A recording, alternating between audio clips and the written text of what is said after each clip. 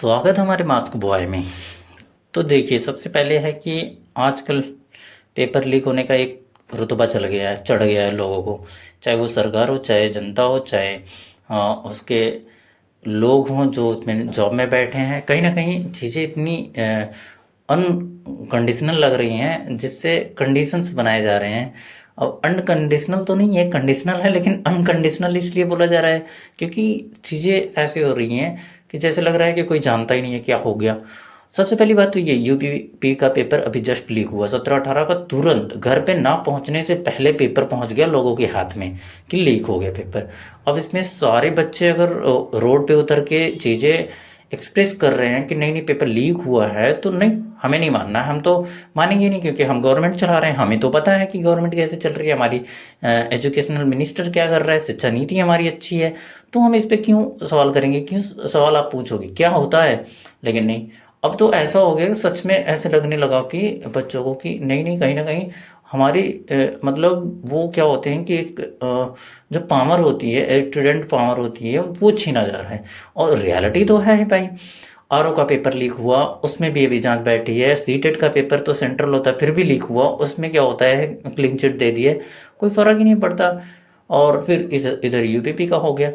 जो ये कहते हैं कि पेपर लीक नहीं हुआ, उनका क्या मुद्दा है? क्या ये सारे बच्चे झूठ बोलते हैं जो आज पेपर देने के बाद आए हैं? क्या ये झूठ बोलते हैं? क्या वो झूठ बोलते हैं जो सीधा सीधा उनके हाथ में पेपर होने से पहले पूरी आंसर शीट चली गई, वो झूठ बोलते हैं? तो हम कहते हैं जांच बैठती है आज। जांच का भी मैटर ये हो गया कि जांच आज बैठी है, ये सॉल्व होगी 1-2 महीने में। तब तक बच्चे बैठ गए आराम से मलाई तले। दिक्कत ये है कि इतनी सारी परेशानियों को झेलने वाला कौन है? स्टूडेंट। और झेलता कौन है? स्टूडेंट। मजे कौन मार रहा है? गवर्नमेंट। गवर्नमेंट को इसलिए अब गवर्नमेंट का ही किसी गवर्नमेंट पे उंगली उठाओ तो कुछ लोग गवर्नमेंट के सपोर्टर होते हैं कि अरे तुम तो एजुकेशन में जानते ही नहीं है, ये है वो। गवर्नमेंट क्या कर रही है? गवर्नमेंट भी तो यही कर रही है।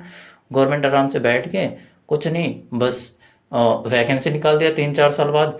इतने दिन से यूपीपी का आ जाएगा कल आएगा, आ जाएगा कल आएगा, 3 साल निकल के पेपर अभी वैकेंसी नहीं आई थी, आई तो सीधा ये हो गया। अब 2 दिन पेपर हुए उसको भी लीक हो गया। किस तरह से काम कर रही है हमारी गवर्नमेंट?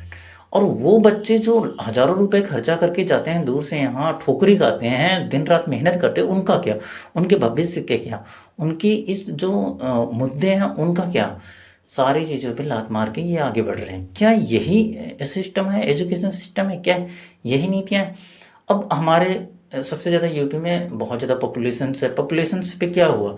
अब यही 60,000 तो संभाल ही नहीं पा रहे हो। 60,000 वैकेंसी देने के बाद 50 लाख अगर लड़के फॉर्म भर रहे हैं तो यही नहीं संभाल पा रहे हो कि किस तरह से नकल हो जा रहा है। क्या ये पैसे खाते हैं? क्या कहाँ से ये नकल होती है? लेकिन हम कल जांच बैठाएंगे, पर्स चेक करेंगे, लग जाएगा 2-3 साल। देखना, ये गवर्नमेंट कोई भी हो, अगर अटकता है, कोर्ट में जाता है मैटर, तो सॉल्व ही नहीं होता है। और जब सॉल्व होगा तो 1-1.5 साल निकल जाते हैं, बच्चे कहीं कमाने चले जाते हैं, कहीं कुछ करने चले जाते हैं। फिर अगर पेपर होने वाली बात आती है तो फिर अचानक से आते हैं, वो फेल हो जाते हैं। उनका 1 नंबर से 2 नंबर से रुक जाता है। फिर कहते हैं कि अरे जब पढ़ते नहीं है, तो कुछ लोग बोलते हैं कि पढ़ते नहीं है तो आप डिजर्व ही नहीं करते हो। ये चीज़ें बहुत ज़्यादा मारती हैं, लात मार रहे हैं हमारे हमारे इन भविष्य पे, हमारे कैरियर पे, हमारी चीज़ों पे।